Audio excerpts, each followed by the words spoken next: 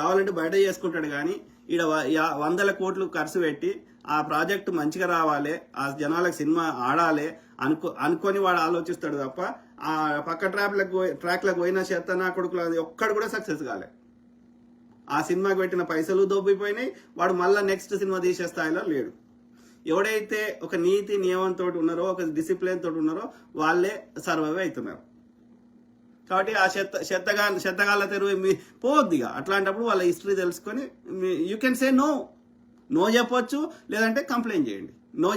No చెప్పొద్దు, ఇట్లాంటి గాడి కొడుకున్నాం. నలుగురి మీద నలుగురికి మీద గట్టిగా చర్యలు తీసుకున్నారు అనుకో, 5వ ఎందుకు భయపడతాడు, అడగడు అడగడు.